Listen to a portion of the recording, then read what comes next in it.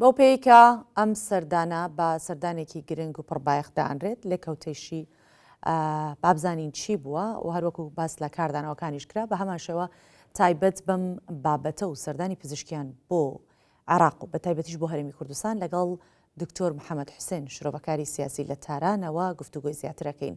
ئەم کاتتان باش دکتۆر، بۆچی سەرۆکۆماری ئێران دوای دەست بەکاربوونی عێراقی وەکو یەکەم سەردان هەڵبژارد و لە هەمان کاتیشە سەردانی هەرێمی کوردستانی کرد؟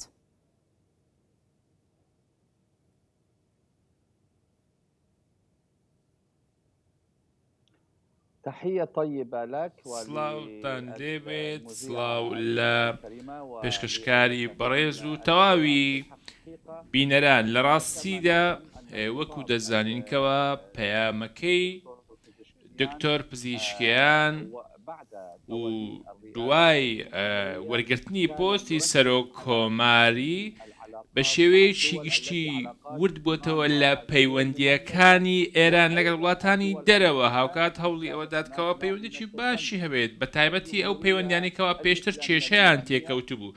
کۆماری ئیسلامی ئێران وەکو هاوبەشێکی سیاسی گرنگ لە عێراق دەڕوانێت لە ناوچەکەدا و هاوکات وەکو هاوبەشێکی استراتیژی دەیبینێ.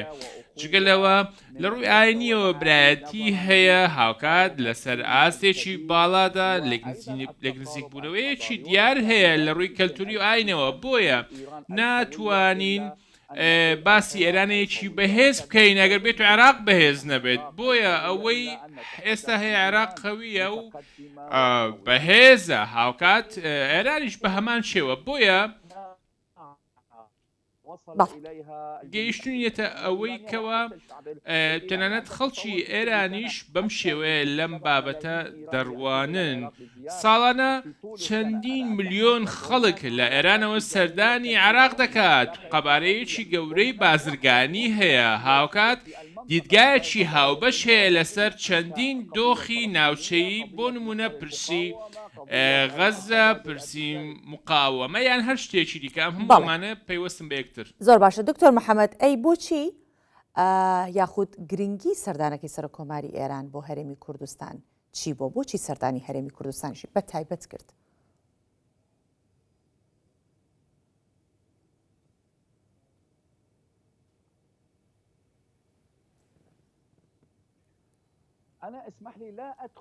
دەمەوێت نەچمە ناو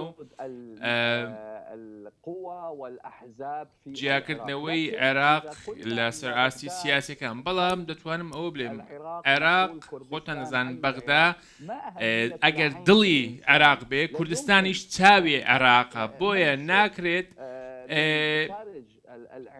هیچ شتێک جیاکاری بکرێتەنات لە ناو خۆی عێراقیشدا.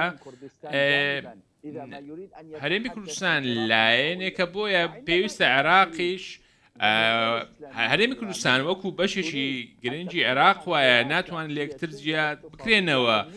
وەک ئەوەی لە عێراقەیە لە هەرێمی کوردستانیش هاوبەشێکی گەورە هەیە لەبارەی بازرگانیەوە کە ئەمەش لە ڕووی استراتیژیەوە شتێکی دیارە. بۆیە عێراق و هەرێمی کوردستان بۆ ئێران لە دڵەوە سەیری عێراق دەکات و لە چاوەوەش دەیبینێ.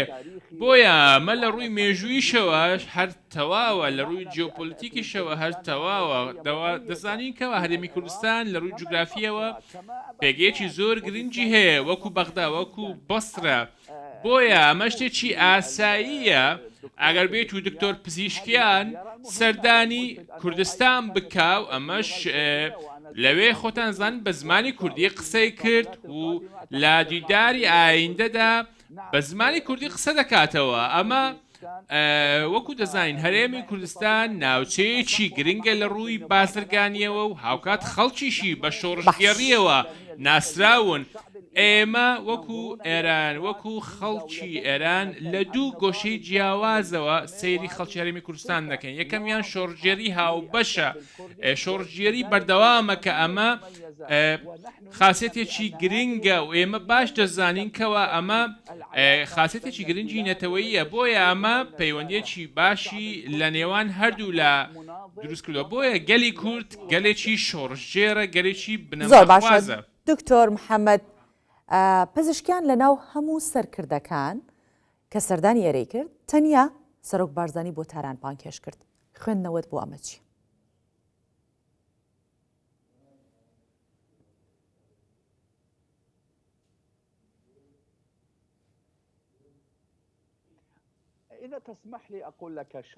گەڕێکم پێ بدەیت دەمەوێت ئەوە بڵێم ئەمە بێگومان ئەمە دامپێدانانێکە لەلایەن عێراق و ئێرانەوە ئەگەر بێت و لە نێو دوو کەوانەیە پەیوەندی ئێران و کوردستان نەبێ من نامەوێت باسی کێشە شتی وەها بکەم بەڵام دەمەوێت ئەوە بڵێم کەوە ئەو پەیوەندی کەوا داواکراوە ئێستا ئەوە دەکرێت پێشتر خۆتان دەزانم بەڕێز پزیشکیان کەسێکی کوردی کردبووە بە ڕاوێژکار بۆیە کاتێک سەردانی عێراقی کرد بە کوردی قسەی کرد هاتە هەرێمی کوردستانیش و داوای لە سەرۆک بارزانی کرد کە سەردانی تارام کات ئەمە بە مانای کردنەوەی لاپەڕەیەکی نوێیە هەوڵی کردنەوەی لاپەڕەیەکی نوێ دەکاتەوە بۆیە پەیوەندی کە بوو بەڵام ئەمە بە پێی پێویست نەبوو ئێستا هەوڵێکەیە بۆ ئەوەی پەیوەندیەکانی هەرێمی کوردستان و ئێران بگاتە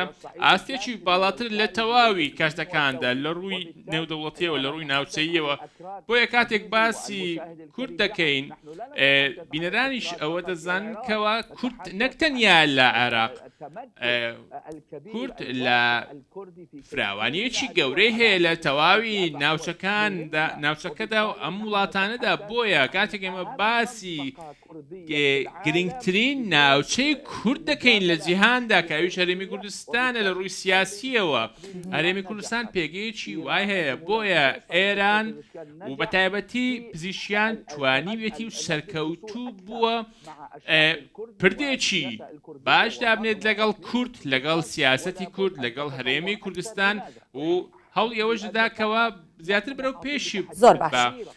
بۆچی چونکە ئێمە لەگەڵ یەکترداین چونکە دوژمن دەیەوێ هەموو نەتەوەکان جیا بکاتەوە ئێمە دەتوانین پێکەوە هەموو پلانەکانی دوژمن لە ناو ببین و بتوانین زیاتر لە یەکتر نزیک ببینەوە لەگەڵ کورد بە تایبەتی لەگەڵ کۆماری ئیسلامی ئێران بۆیە پێویستە لەم گۆشەیەوە سەیری بکەین و سەیری ئەومە ترسێ بکەین بۆیە ئەم ناوچەیە لەسەر ئاسی دیدگاش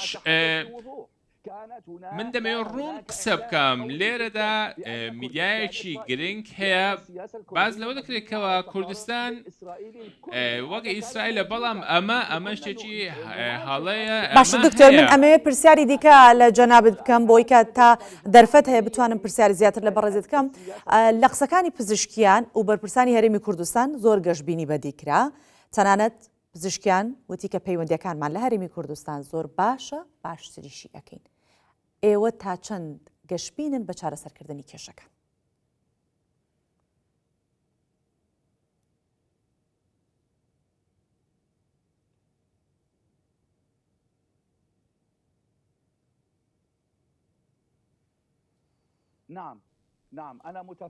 بەڵێ بێگومان گەشتبینم زۆر گەشتبینم هەندێک ئالنگاری هەیە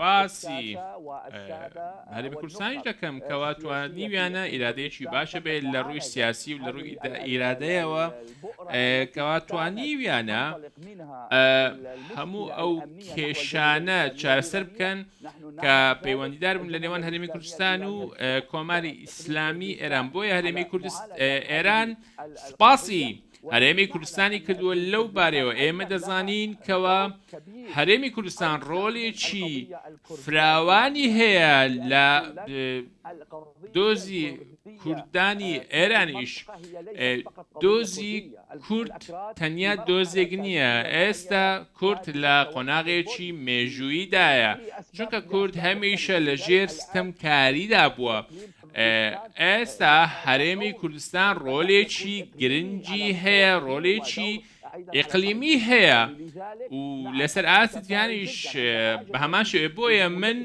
گەشتبینم بە تایبەتی لە سەردانەکەی بەڕێز پزیشکیان بۆ کوردستان وەسە ئاسێکی باڵادا چەندین کۆبنەوە کراوە و هەندێک گوتاری هاوبەشتراوە بۆ برایەتی نێوان هەموو گەلەکان بۆیە من پێم وایە ئێمە گەیشتێتە قۆناغێکی نوێ و گرنگ پێویستە ئەمەش لە ئاسی پەیامی سیاسیەوە نەکرێت و لەلایەن میدیاکانەوە چاوەشە نەکرێت. بەڵێ شرۆڤەکاری سیاسی لە تارانەوە دکتۆر محەممەد حوسێن لەگەڵمان بوویت سپاس بۆ ئامادەبوونت.